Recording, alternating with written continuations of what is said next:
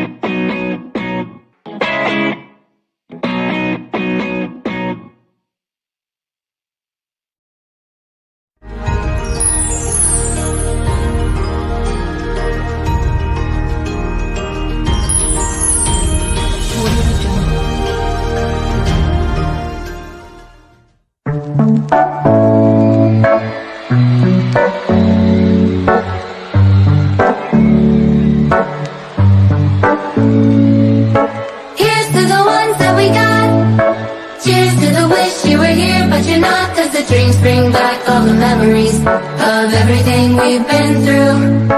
Toast to the ones here today. Toast to the ones that we lost on the way. Cause the dreams bring back all the memories. And the memories bring back you. There's a time that I remember when I did not know no pain. When I believed in forever, and everything would stay the same. Now my heart feels like December. Will somebody say your name? cause I can't reach out to call you, but I know I will one day. Hey, everybody hurts sometimes, everybody hurts someday. Hey, hey, everything will be alright. go and raise your voice and say, hey, here's to the ones that we got. Cheers to the wish you were here, but you're not. Cause the dreams bring back all the memories of everything we've been through. Toast to the ones here today. Toast to the ones that we lost on the way. Cause the dreams bring back all the memories. And the memories bring back you. Memories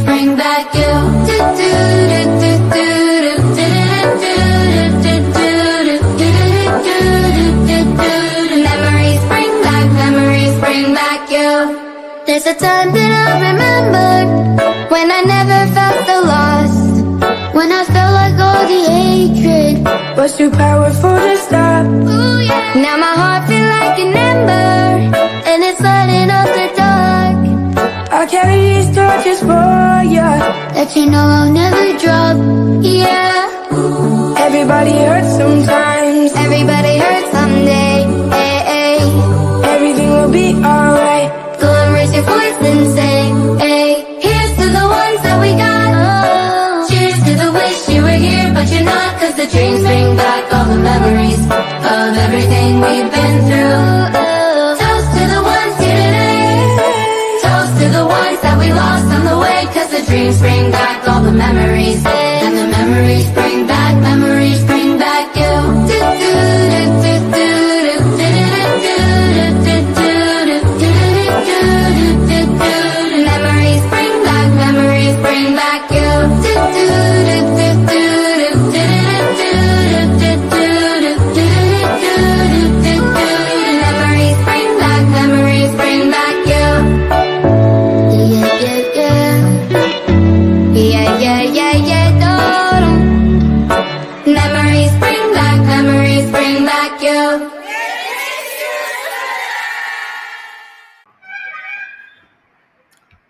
Hariom Maharaj Swami. Hariom. Maharaj Swami Ratan sir वटि थोरो network जो issue आहे, इन करे उहो जोड़ण में उन्हनि खे 2 मिंट ॿिया लॻंदा।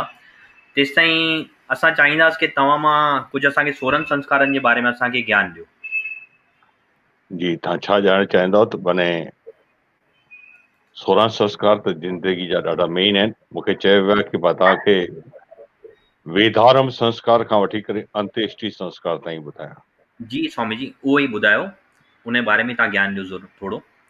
सभिनी खां पहिरीं ईंदो आहे मां पंहिंजे गुरु देवी सरस्वती भगवान गणेश ऐं वेद व्यास खे प्रणाम करे तव्हां सभिनी खे अॼु संस्कारनि जे बारे में ॿुधाईंदुमि।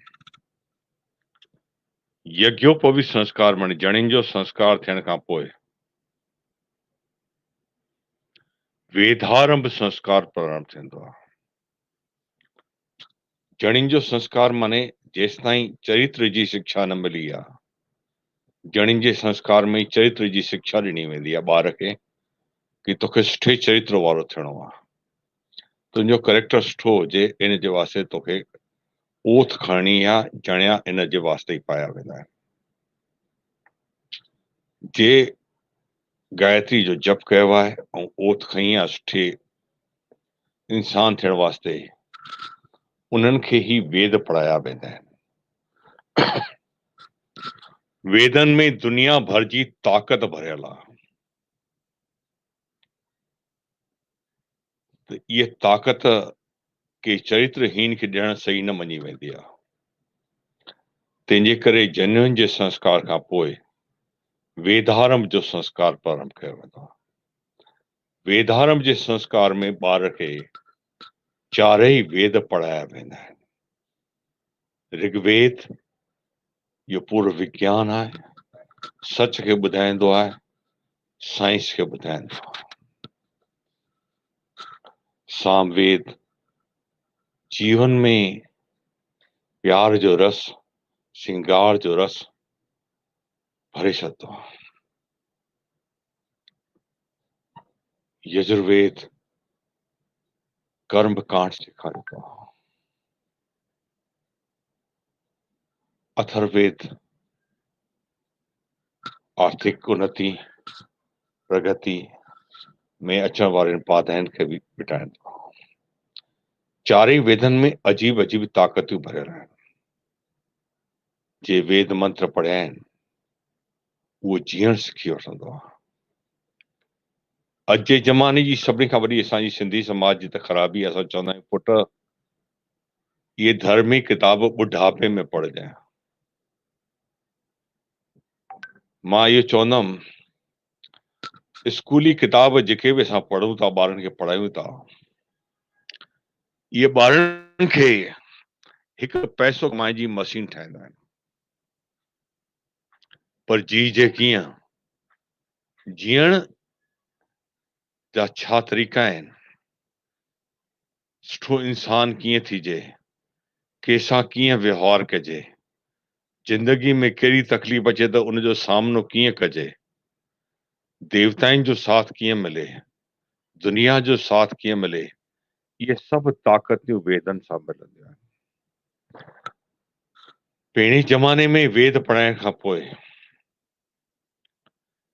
ॿार खे मञियो वेंदो हुयो कि इहो विद्वान ॿारु आहे, सुठो ॿारु आहे,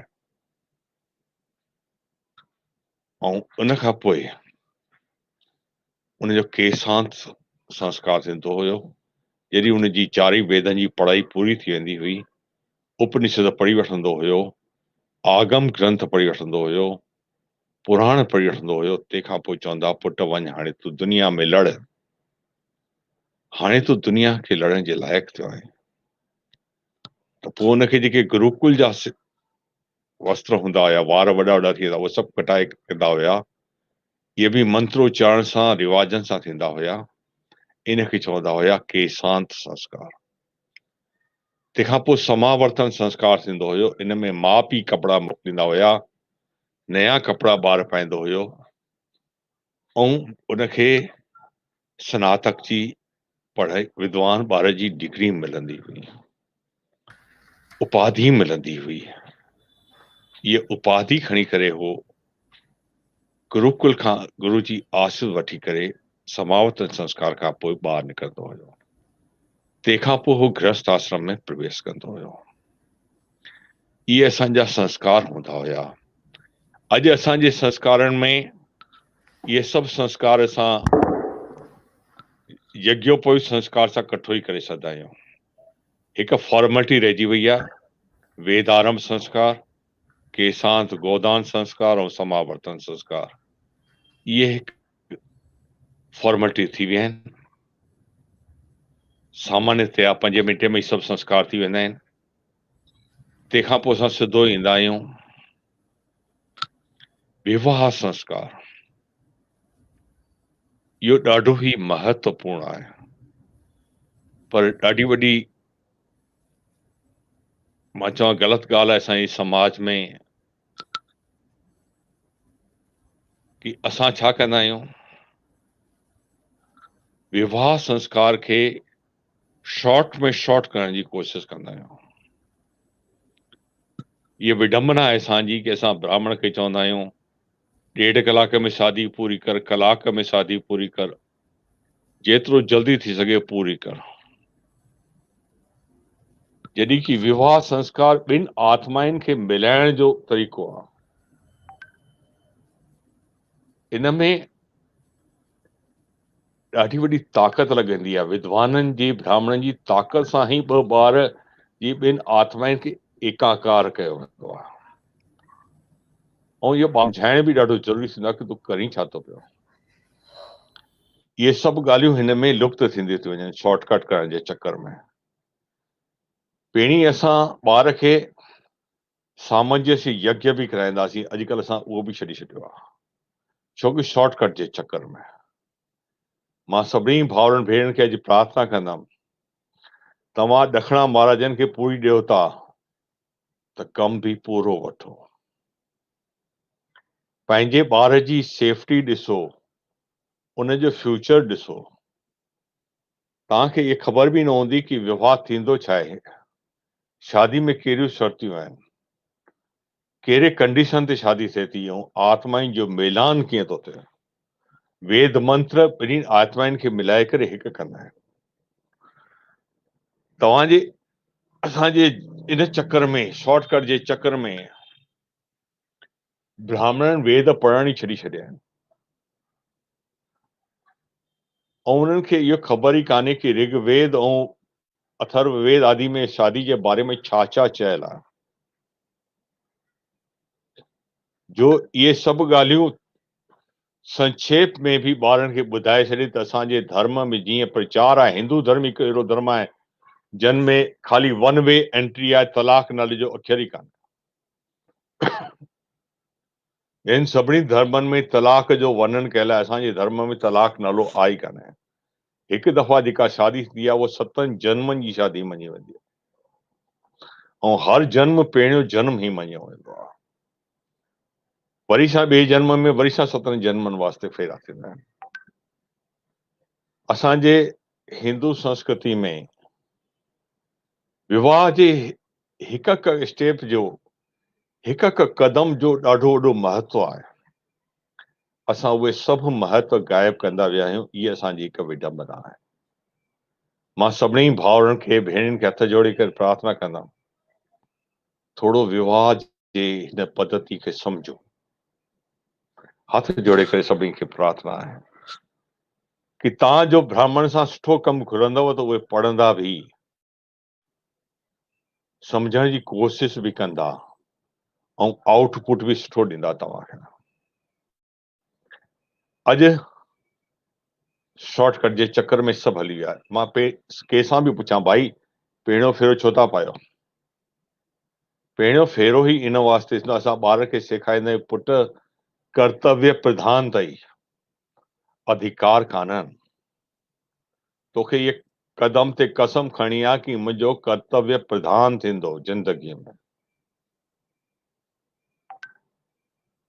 ॿिए फेरे ते असां हुनखे ॿुधाईंदा आहियूं, सप्तपदी त धार आहे। ॿिए फेरे ते चवंदा आहियूं, पुट तव्हांखे ईअं जीअणो आहे, 2 शरीर ऐं 1 प्राण। इन में आत्माउनि जो मेल कराईंदा आहियूं, पर शॉर्टकट जे चक्कर में इहो ॿार खे ॿुधाइण ऐं मंत्र उसारण जो विश्वास ॾियण ई असां बंदि करे सघंदा आहियूं। टे फेरे ते ॿार चवंदो आहे, मां हिक ॿिए खे सम्मान ॾियण सां कॾहिं पुठियां न हलंदुमि, हिक ॿिए जे परिवार खे बि सम्मान ॾींदुमि ऐं मान ऐं सम्मान ॿिन्ही जो वधाए रखंदुमि। चौथे फेरे ते सभिनी खां वॾी ॻाल्हि थी वेंदी आहे,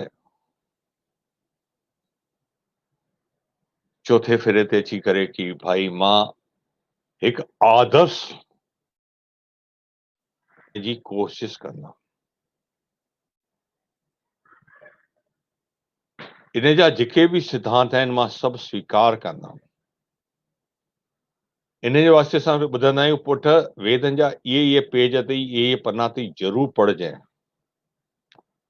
ताकि तोखे मौक़ो मिले, खपे त असां हुन तोखे जेरॉक्स बि ॾींदासीं, वही घर में पढ़जांइ कि तव्हांखे ज़िंदगी कीअं जीअणी आहे, हिक ॿिए जे वास्ते जीअणी, हिक ॿिए खे मिलाए करे जीअणी आहे। हे ॿई लाइनियूं साण साण पैरल तव्हांजी हलंदियूं, हिकु साण हलंदियूं, उन जे मथां ई ज़िंदगी जी गाॾी हलंदी। इहे सभु ॻाल्हियूं थींदियूं। तंहिंखां पोइ बि वरी सप्तपदी माने एग्रीमेंट बि कराए रखबो आहे। इहे असांजे हिंदू संस्कृति जी ॾाढी वॾी वॾियूं ॻाल्हियूं आहिनि। असां किथे बि कोई बि समझौतो न कंदा आहियूं। ॿारनि जे विच में काई अहिड़ी ॻाल्हि न छॾंदा आहियूं जेका हुनजे मन में डाउट अचे। असां हीअ बि पूजा शादी माली कराईंदा आहियूं कि ॿिन्हिनि खे हिक ॿिए जे प्रति आकर्षण रहे। ॿार खे इहे बि मंत्र ॾींदा आहियूं शादी जे विच में कि पुट तूं सावरे घर वञी थी त सभिनी जो दिलि जीतण वास्ते तोखे कहिड़ा मंत्र बि रोज़ करणा खपनि, ताकि तूं दुनिया में सावरे घर में सभिनी जो दिलि जीते करे सभिनी ते राज करे सघीं, घर जी साम्राज्ञी थी सघे। अॼु असां उहे सभु ॻाल्हियूं छॾी छॾियूं आहिनि, पढ़ण बि छॾी छॾियो आहे। जॾहिं असां पढ़ूं ई नथा, छो नथा पढ़ूं? छो कि तव्हांखे ज़रूरत ई कान्हे। ग्राहक चए थो मुफ़्त में पगार वठी वञ ऐं असांखे कुझु कमु खपे ई नथो, ख़ाली तूं अची करे पंहिंजी शिकल ॾेखारे वञ। बस हिकु इहे ई थी वियो आहे। इन विडंबना खे हटाइण वास्ते ई मां तव्हां सभिनी जे अॻियां प्रार्थना करण आयो आहियां कि मुंहिंजी इहा वेनती क़बूल कजो, समाज खे सुधारियो ऐं वधि में वधि सुठो ॿारनि जो थिए इहो सोचो। फोटोग्राफी हिन घटना खे यादि करण वास्ते आहे। जो घटना ई न हूंदी त यादि छा कंदो? शादी ख़ाली अॼु ईअं थी वई आहे, भई महाराज चई छो शादी, दुनिया खे ख़बर पइजी वई असांजी शादी थी वई, हाणे असांखे हिकु लाइसेंस मिली वियो, उहा ॻाल्हि कान्हे। शादी ईश्वर जे साम्हूं प्रतिज्ञायूं थियणियूं आहिनि। ॿार जे मन खे साफ़ करणो आहे, उनखे ॿुधाइणो आहे पुट तूं कीअं हलते। छोकिरे खे बि ॿुधाइणो आहे, सेखारिणो आहे, छोकिरी खे बि सेखारिणो आहे, जिंदगी जीअण जा तरीक़ा सेखारिणा। अर्थ पैसो महत्वपूर्ण आहे, पर उन खां बि वधीक महत्वपूर्ण आहे परिवार। परिवार आहे त पैसे जी ज़रूरत आहे। साणी गृहस्थ जे मथां सॼी दुनिया डिपेंड आहे, इहो बि हुनखे सेखारिणो आहे। असांजे साठ सुगुण बि इन ई ॻाल्हि ते थिया आहिनि कि ॿार खे सेखारियूं। हिकु हिकु रिवाज जो, हिकु हिकु ॻाल्हि जो ॾाढो महत्व आहे,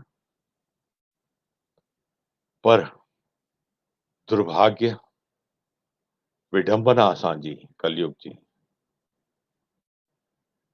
कि अॼु असां ॿारनि खे सही शिक्षा ॾियूं ई नथा। तंहिंखां पोइ चऊं था असांजे ॿारनि में डाइवोर्स थी वियो, अरे धीअ घर छॾी हली आई, या नुंहुं घर छॾी हली वई, पुट ऐं नुंहुं में पई नथी पई, अरे बाबा छो नथी पए? उनमें असां बि जिम्मेदार आहियूं, छाकाणि कि संस्कार लुप्त कया विया आहिनि। अॼु मां तव्हांखे ॿुधाईंदुमि, शादीअ जे अंदरि सभिनी खां पहिरीं जज रूप में देवताउनि खे घुरायो वेंदो आहे।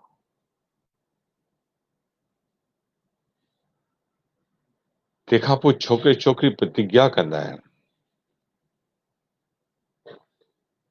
तंहिंखां पोइ वेदी पाठ, वेदी जंहिंखे चवंदा आहियूं पढ़ण जो, इहो थींदो आहे वेद पाठ सां छोकिरे छोकिरी खे आशीर्वाद ॾियणु। इहे वेद मंत्रनि जी आशीर्वाद थियणियूं खपनि। अॼुकल्ह ब्राह्मण खे जीअं अचे थो तीअं चई था सघे, उहो न, वेद पाठ, वेदी वेद मंत्रनि सां आशीर्वाद मिलणी खपे। उन्हनि सां उनखे आशीर्वाद ॾिनी वेंदी आहे। तंहिंखां पोइ महत्वपूर्ण जेके यज्ञ आहिनि, जेके ॿारनि खे करणा खपनि, उहे करायूं नथा। राष्ट्रपति होम गायब थी विया आहिनि। जॾहिं ॿार खे ॿुधाइनि था चेतम च स्वाहा चेतीस च स्वाहा, थींदो छा आहे त उहो कंदो छो? असां प्रजापतिनि जी पूजा करायूं नथा त प्रजा संयुक्त छो रहे? कामदेव ऐं गंधर्व अप्सराउनि जी पूजा करायूं नथा त ॿारनि में पाण में हिक ॿिए जे प्रति अट्रैक्शन ईंदो किथां? हिक ॿिए सां जुड़ंदा कीअं? ॿिन्हिनि जे अंदरि कमु लॻाए करे जोड़णो हूंदो आहे। इहो ई कमु महाराज जो हूंदो आहे। पर समयाभाव में ॾाढे दुख सां चवणो थो पए, मूंखे अॼु सम्झी करे बि असां इहो कमु नथा कराए सघूं। ऐं इन जे करे ई नए ॿारनि पढ़ण ई बंदि करे छॾियो। अरे मां चवंदा आहियां पढ़ो, चवंदो छा पढ़ी कंदासीं, खपे कंहिंखे थो, कराए केरु थो? कलाक सवा कलाक में छा छा कंदासीं दादा? इहे सवाल मूंखे ब्राह्मण ॿारनि जा बि पुछिया विया। हिन सवा कलाक में बि अधु कलाक तो फोटोग्राफर तो सिखे वठे असां सां, महाराज इधर हो जाओ, महाराज उधर हो जाओ, हमको फोटो खींचना है। तो विवाह संस्कार ॿिन्हिनि खे हिकु करण जी प्रक्रिया आहे। छोकिरे छोकिरी खे हिक ॿिए सां, पुरुष ऐं प्रकृति खे हिक ॿिए सां जोड़ण जी हिकु प्रक्रिया आहे, प्रोसेस आहे। इहे वेद मंत्रनि सां ई थी सघंदी आहे, वेदनि जे नॉलेज सां ई थी सघंदी आहे, जंहिंसां हे ॿई गंढिजी करे हिकु थी वञनि। कोई केतिरो बि छिकी वठे, इहो वेदनि जा, ये वेदों का जोड़ है टूटेगा नहीं, ईअं थी वञे। ये चवंदा आहिनि ये फेविकॉल का जोड़ है टूटेगा नहीं, तो ये वेदों का जोड़ है, ये टूटेगा नहीं, 7 जन्मों तक नहीं टूटेगा। एरो जोड़ लॻाइणो खपे, एरो असांखे ॿिन्हिनि जे विच में फेविकॉल जोड़णो हूंदो आहे, ताकि ॿिन्हिनि जा मन हिकु थी वञनि। पुरुष और प्रकृति खे जोड़ण जी प्रक्रिया खे ही विवाह संस्कार चयो वेंदो आहे। इन संस्कार खे कॾहिं बि मजाक में न खणणु चाहियो। आदर्शता हिन में महत्वपूर्ण थी वेंदी आहे। इन में जेके सप्तपदी जी जेके शर्तियूं वेदनि में चयल आहिनि, उहे ॿारनि खे ॿुधाइजनि ऐं उनखे उनजे लाइक़ु ठाहिजे, उन सां उन ते कंफर्मेशन वठिजे ऐं चइजे पुट प्रतिज्ञाऊं जजनि जे साम्हूं कयो थी, हे उहे जज आहिनि जेके किथां बि न फिरंदा, तूं इन्हनि सां ॾकी हलजांइ। ॿार खे उहे मंत्र बि ॾिबा आहिनि, छोकिरी खे बि उहे मंत्र ॾिबा आहिनि, ताकि उहा ससु सहुरे जो बि दिलि जीते सघे। शादीअ में इहे सभु प्रक्रियाऊं थियणियूं खपनि। घर में नुंहुं थी अचे त धीअ थी रही सघे, उनखे एॾी ताक़त मिलणी खपे, पर थिए नथो, छाकाणि कि क्वालिटी जी डिमांड ख़तम थी वई आहे। इहा विडंबना असांजे समाज जी आहे। इन खां पोइ बि संस्कारहीनता जे करे एतिरो भंगतो रहे पियो। कीअं ॻाल्हाइजे, इहे ॿार भुलिजी था वञनि पिया। असांजा 16 संस्कार ई असांखे दुनिया में जीअण सेखारींदा आहिनि। मां हिकु संस्कार ते ॻाल्हाईंदुमि त मूंखे हिकु संस्कार ते ॻाल्हाइण वास्ते मां सोचो हिकु ॾींहुं बि थोरो पवंदो, सॼो ॾींहुं बि ॻाल्हाईंदुमि था, छोकी इहे संस्कार महत्वपूर्ण आहिनि। इन मां कोई बि संस्कार अहिड़ो कान्हे जेको मज़ाक हुजे। सभिनी संस्कारनि जी ओतिरी ई महत्व आहे। हिन खां पोइ रहंदो आहे जिंदगी में साण रहणु। साण रहण खां पोइ ईंदो आहे लास्ट में एजुकेशन जो पूरो थियणु।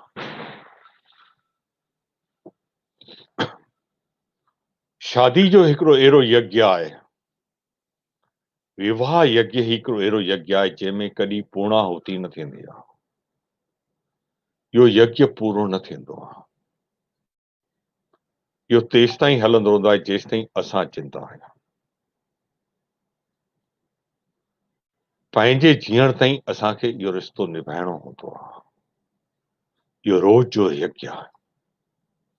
शादी हिकु ॾींहं जो कमु न आहे कि 1.5 कलाक में शादी पूरी थी पूर्णाहुतम थियो। कोई महाराज जंहिं शादी में पूरी कराए थो त ग़लति आहे। इहो यज्ञ एंडलेस आहे। शादियुनि में ॿी जेका ॻाल्हियूं मां ॾिसंदो आहियां, जेके विवाद थींदा आहिनि, मां अॼु उन्हनि जे बारे में बि कुझु ॻाल्हियूं ज़रूरु चवंदुमि। जॾहिं असां पेर कछाईंदा हूंदा आहियूं, महाराज छोकिरी जो पेर मथे हुजे या छोकिरे जो पेर मथे हुजे, इन ॻाल्हि ते हमेशह ई बहस थींदी आहे। छोकिरी जो पेर हमेशह हेठि हुजणो खपे, छोकिरे जो मथे। छोकिरी धरती आहे, छोकिरो आकाश। प्रकृति ऐं पुरुष ॿिन्ही जे मेल सां ई संसार हलंदो आहे। नंढो वॾो कोई बि कान्हे। दुनिया में कोई बि न चई सघंदो आहे पहिरीं भाई पैदा थियो या पहिरीं माई पैदा थी। ॿई साण ई पैदा थिया। ॿिन्ही जी वैल्यू समान ई आहे। असांजी सिंधी समाज में शादियुनि जे अंदरि हिकु ॿी बि बहस हमेशह हलंदी आहे कि फेरनि में हिकु ॼणो, 3 फेरनि में हिकु ॼणो अॻियां हूंदो आहे, हिकु फेरे में हिकु ॼणो अॻियां हूंदो आहे। पहिरीं छोकिरी अॻियां हुजे या पहिरीं छोकिरो अॻियां हुजे। इहे ॾाढो वॾो बहस जो सब्जेक्ट थी वेंदो आहे। कोई छोकिरनि खे अॻियां कंदो आहे, कोई छोकिरी। पर एक्चुअलिटी छा आहे, इहे असांखे वेदनि सां ख़बर थी पए। जॾहिं असां वेद पढ़ूं था त असांखे ॿुधायो थो वञे पियो कि सच छा आहे। गृहस्थी जो 75% जेको कमु हूंदो आहे उहो छोकिरियुनि जे मथां, लेडीज जे मथां।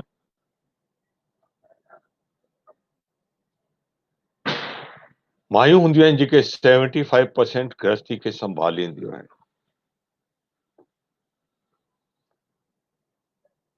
वधाइण लेडीज जो कमु आहे, प्रकृति आहे।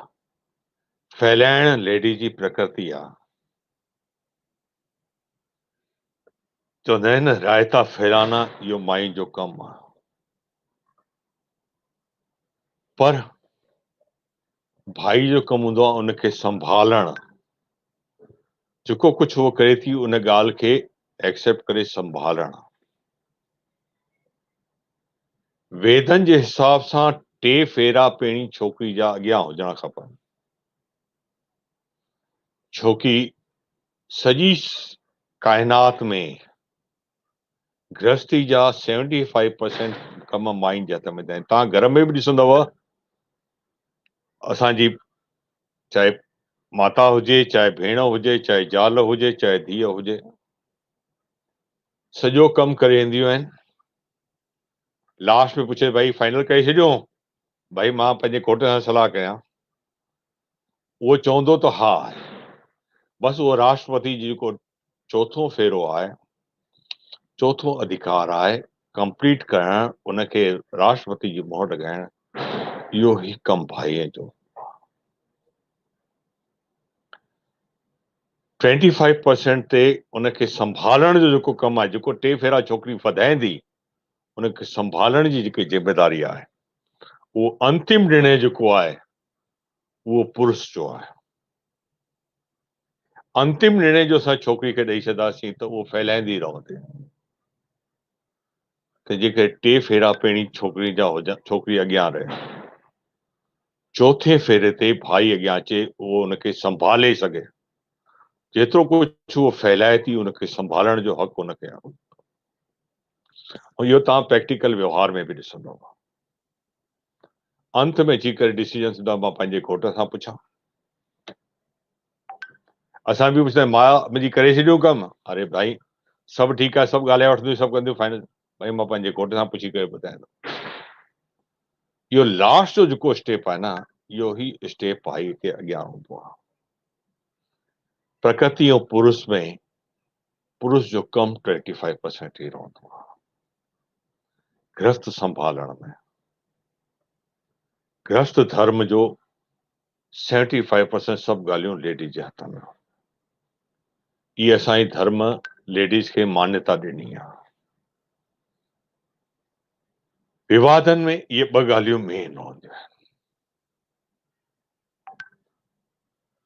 इन जे अलावा बि मुंहिंजे के बि भाउ जे मन में, के बि भेण जे मन में कॾहिं बि काई बि शंका हुजे, मां पंहिंजा नंबर ते ॾेई छॾंदुमि, ॾेई थो छॾियां, मूंसां कॾहिं बि कोई बि सवाल पुछी सघंदा आहिनि। वेदनि जे कहिड़े कहिड़े वेद में, कहिड़े कहिड़े कांड में, किथे किथे शादी जे गृहस्थ जीवन जे बारे में वञण लाइ इहो बि ॿुधाए सघंदो आहियां। शर्तियूं जेके हुजणियूं खपनि, जेके सप्तपदी ते थींदियूं आहिनि, उहो बि वेदनि में किथे लिखियल आहिनि, इहो बि ॿुधाए सघंदो आहियां। अॼुकल्ह सप्तपदी बि सभु पंहिंजे पंहिंजे मन सां कंदा था वञनि। हिंदी में लिखी अचनि था ॿार, हिंदी में हुजे भले हिंदी में करायो, पर करायो उहो ई जेको वेदनि में लिखियल आहे, छोकी वेद कॾहिं झूना न थिया आहिनि अॼु ताईं। मां वेदारंभ संस्कार ते वरी अचां थो पियो कि असांजा वेद एतिरा परफेक्ट हुया कि विधर्मिन अची करे असांजे वेदनि खे सारे छॾियो। अॼु असां वटि अवेलेबल आहिनि, इहे ख़ाली 10% आहिनि। 90% वेद साड़े छॾिया विया। 10% पोइ जेको माण्हू खे जेके यादि हुया उन लिखिया आहिनि। मोहम्मद गजनवी अची करे सभु कुझु साड़े छॾियो असांजो। घर घर मां ॻोल्हे करे वेद साड़े छॾे। हिन टकर में हाणे भॻवान वेद व्यास जो लिखियल ख़ाली हिकु महाभारत रहिजी वियो आहे, जंहिंमें वेदनि जो पूरो सार आहे। जेको भॻवान वेद व्यास लिखियो उनखे हिंदुनि आखाणियूं चई करे मोहम्मद गजनवी सां बचाए छॾियो कि हे ख़ाली इतिहास आहे। वेदनि सां असांजे सभु विधर्मी ॾकिया आहिनि, ऐं हिटलर ताईं असांजे धर्म जे वेदनि खे खणी करे वियो आहे। तव्हां उन बि उनजो मान ऐं सम्मान रखियो, उतां पढ़ियो ताईं। असांजे वेदनि में हर के अॼु बि जेके वेद आहिनि उन में बि हर सवाल जो जवाब मिली थो वञे, ऐं हर समस्या जो समाधान आहे। तंहिंजे करे ॿारनि खे वेद पढ़ण जी छूट ॾिनी वञणी खपे, टाइम ॾिनो वञणो खपे। पुट 20 मिंट सही, अधु कलाक सही तूं पढ़ी वठ, छोकी तोखे जीअणो आहे। जीअण वास्ते वेदनि जो नॉलेज हुजणु ज़रूरी आहे। अॼु बुढ़ापे में अची सम्झ मां वेद पढ़ां बि थो, मुंहिंजे कमु केरे ईंदा? मूंखे त हाणे पहुचणो आहे। जेके जवान हूंदा उन्हनि खे सिखणो आहे, हे मुंहिंजो दोस्त आहे या न आहे, हे ॾेखारे थो या सचमुच आहे, हिन सां मुंहिंजो कीअं व्यवहार करणो आहे, इहो सभु सिखण वास्ते वेद पढ़णु ज़रूरी आहे। पर वेद पढ़ण वास्ते गायत्री जो जप भी ज़रूरी आहे, छोकी करेक्टर सुठो हुजणो खपे। गायत्री जो मंत्र जेको कंदो आहे उनजो करेक्टर सुठो रहंदो आहे। गायत्री ईश्वर सां प्रार्थना इहो ई आहे कि मुंहिंजे दिमाग़ खे, मुंहिंजे मन खे सुठे रस्ते ते खणी हलजांइ, ईश्वर कॾहिं ग़लति रस्ते ते न वञणु ॾिजांइ। तंहिंजे करे गायत्री खे चइबो आहे इहा वेदनि जी बि माता आहे, छोकी करेक्टर सुठो आहे, माण्हू सुठो सोचे थो, सुठे रस्ते ते हले थो त उन सभु करे वठंदो, उनजे वास्ते पोइ ॿियो कोई कमु बाक़ी न बचंदो आहे। गायत्री जी एॾी महिमा आहे। तंहिंखां पोइ ईंदो आहे असांजो अंतिम संस्कार। इन जो महत्व बि कोई घटि कान्हे। सवाल आहे माण्हू छा छा पढ़े थो, छा छा सिखे थो ज़िंदगीअ में? छा कोई अहिड़ो कदम आहे जंहिंमें असां स्टूडेंट न आहियूं? असांजी एजुकेशन कॾहिं थी पूरी थिए? जेसि ताईं असां मरण न सिखंदा आहियूं न, till that time we are student, because we have not learned how to die. जेसि ताईं असां मरण न सिखियो आहे तेसि ताईं असां विद्यार्थी ई आहियूं। ऐं दुनिया जे हर कदम ते असां जेको कुझु सिखियो आहे, एजुकेशन पाती आहे, ज्ञान वरितो आहे, ज्ञान मरण बि सेखारे थो आहे। मरण जो बि हिकु तरीक़ो थींदो आहे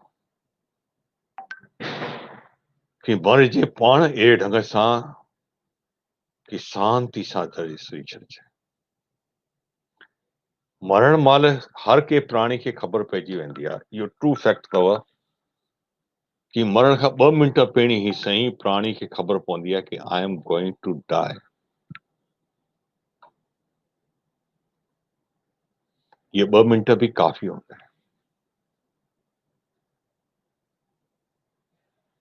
हिन 2 मिंटनि में भी माण्हू खे दुनिया सां मोह कढी छॾिणो खपे।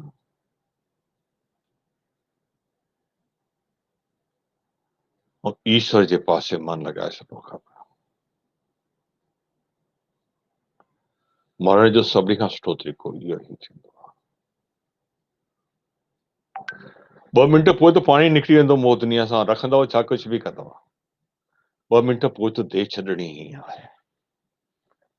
त 2 मिंट पहिरीं ई मोह कढी करे दुनिया सां संन्यास वठी करे ईश्वर में मन लॻाए छॾियो।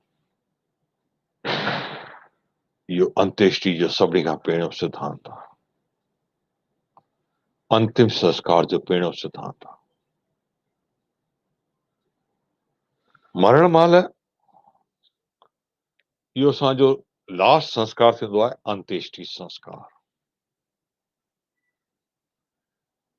त सभिनी खां पहिरीं त असांखे मरण महिल छा करणो खपे? ओम जो ध्यानु करणो खपे। संस्कारी ॿार खे इहो ई ॿुधायो वेंदो आहे, संस्कार इहे ई सेखारींदा आहिनि जॾहिं मृत्यु अचे थी, सभिनी खां पहिरीं शरीर सां मोह छॾिजे, पृथ्वी तत्व खां ॿाहिरि निकिरिजे, पार्थिव सुखनि सां, भौतिक सुखनि सां ॿाहिरि निकिरी करे पोइ मन खे मानसिक सुखनि खे बि त्याग करे सघिजे, माने स्वाधिष्ठान चक्र सां बि ॿाहिरि निकिरे। पोइ मान सम्मान मुंहिंजो छा हुयो इहे चिंताऊं बि छॾी सघजनि, तेजस तत्व सां बि ॿाहिरि निकिरी वञिजे। लास्ट में तंहिंखां पोइ अचे थो वायु तत्व, इनखे बि छॾी सघिजे।